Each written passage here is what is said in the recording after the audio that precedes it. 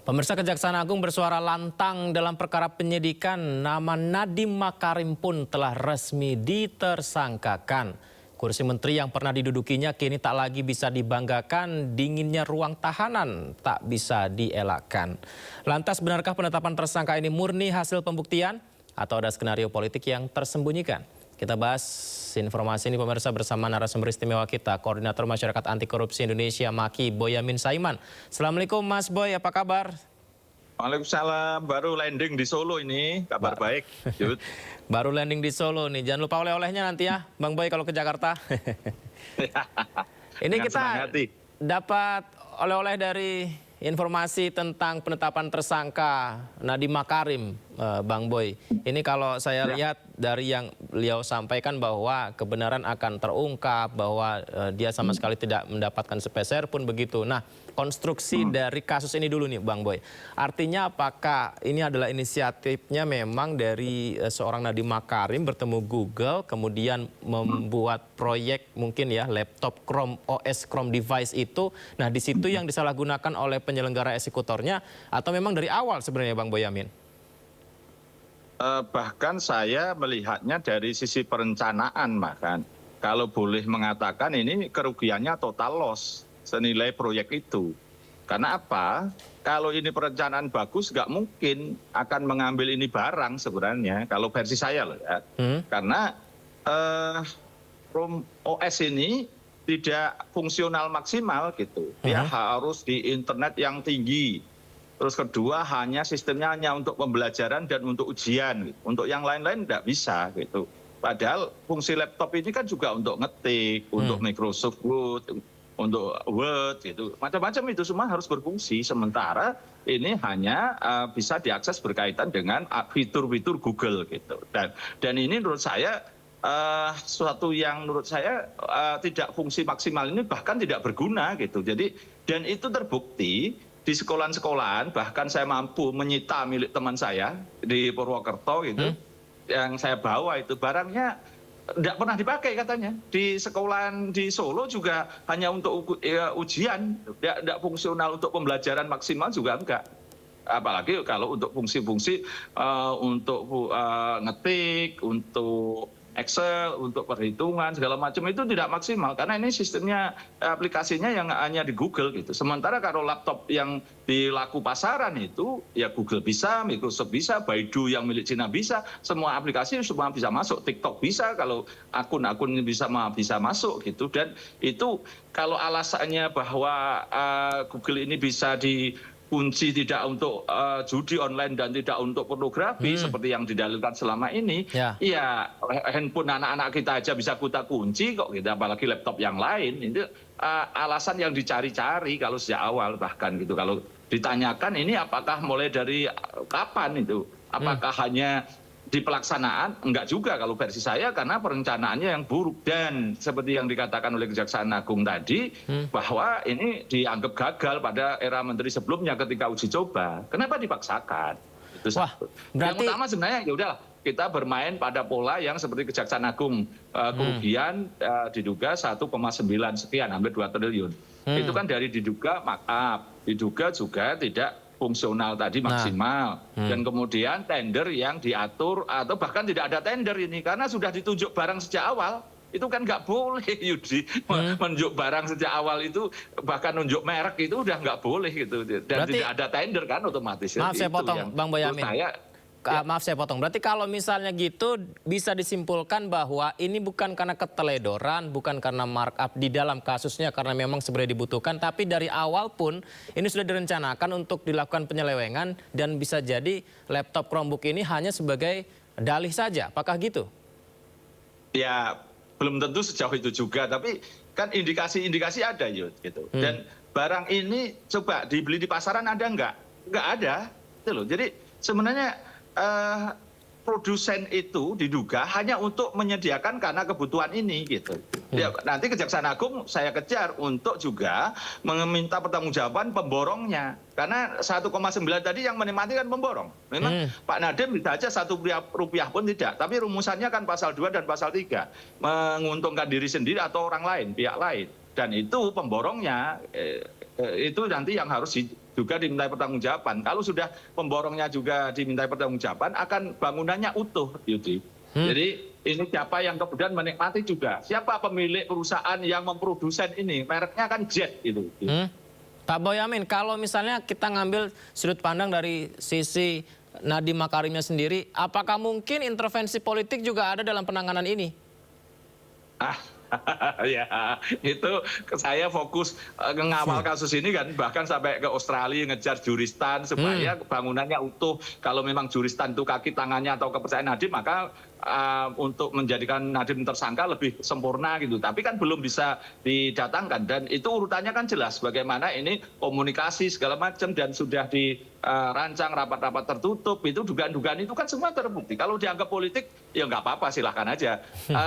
Motif itu politik, asmara bahkan selingkuh uang loh, selingkuh asmara beneran, itu semua boleh aja. Tidak dapat bagian terus dibongkar, kemudian ketahuan datanya, ya semua boleh. Itu motif itu bagi saya halal aja dan tidak kita nisbikan, bisa aja ini politik. Tapi korupsinya sendiri ada atau tidak, itu aja. Kalau tata kelolaannya baik, ini pakai tender, perencanaannya bagus, dan kemudian pelaksanaannya bagus, pertanggungjawabannya hebat, kemudian harga yang terbentuk wajar, ya tidak jadi korupsi. Tapi kalau kemudian harga yang terbentuk mahal, bagaimana? Saya terus mendapat diduga poinnya. sudah dimonopoli sejak awal, bagaimana? Tidak ada tender. Kan ya harus diproses. Apakah kemudian karena dianggap wah ini politis itu terus tidak boleh gitu, Yud? Itu Politis, saya kira politis atau tidak politis, tapi kalau memang ada korupsinya ya harus diselidiki, begitu ya maksudnya ya Bang Boyamin ya? ya wajib itu, wajib. Bang Boyamin tadi menyebut juristan. Nah ini perkembangannya gimana? Sampai ke Australia katanya Bang Boyamin.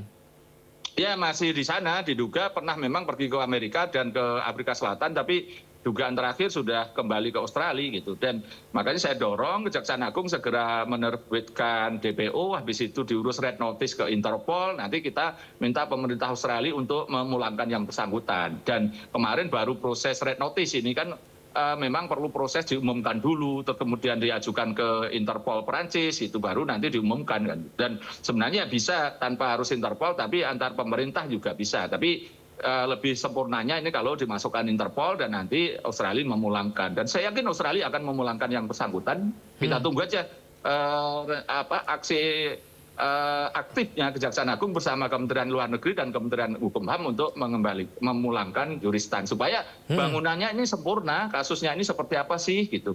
Dan bagaimana bahkan pernah Kejaksaan Agung merilis ada dugaan kickback senilai 30% untuk investasi di perusahaannya yang terafiliasi dengan NAM misalnya.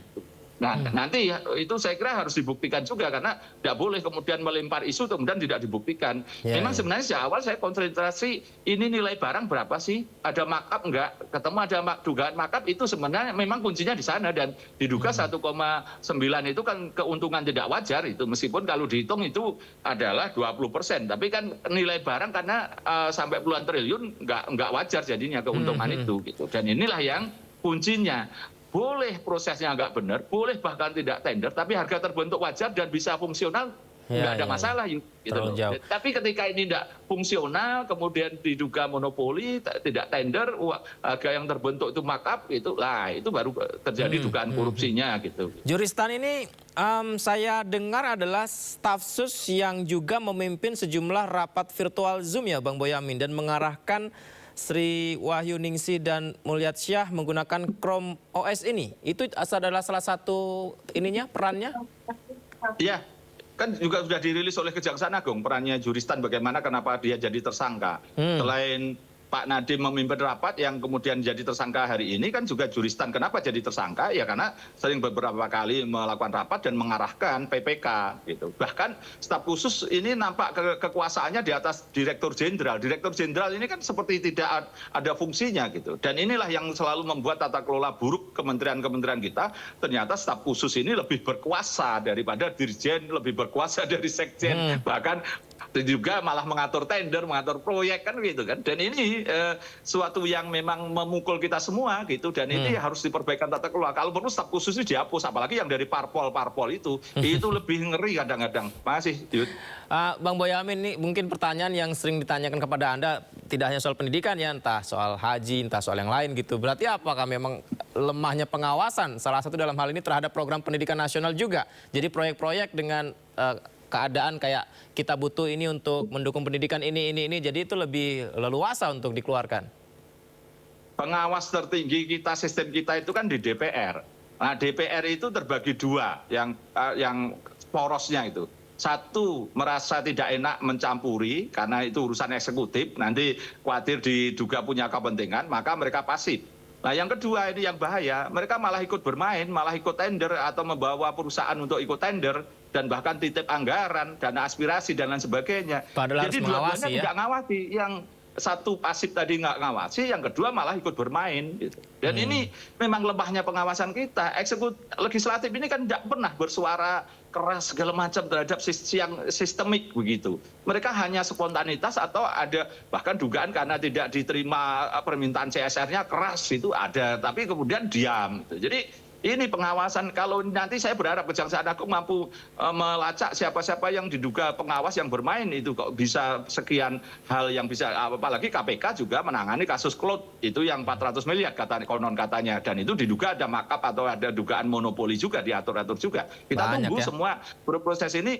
Kejaksaan Agung sudah berpengalaman, bahkan oknum pimpinan BPK, Badan Pemeriksa Keuangan, jadi tersangka kan sudah ada juga gitu. Itu yang selain DPR kan Badan Pengawas Keuangan yang harusnya bisa memetakan ini sebenarnya ada markup atau tidak, bagaimana segala macam aturannya ditabrak atau tidak. Tapi malah diduga bermain dalam kasus jalan tol ada lagi nama lain gitu. Bahkan KPK pernah menyegel pimpinan BPK dalam kasus yang di Sorong misalnya gitu. Jadi ini justru memang betapa lemahnya pengawasan kita yang diberi kewenangan-kewenangan tersebut malah diduga karena malah bermain gitu. Dengan penetapan tersangka Nadiem Makarim, Kejaksaan Agung berarti apakah meningkat kepercayaan masyarakat kepada Kejagung dan penegakan hukum di Indonesia?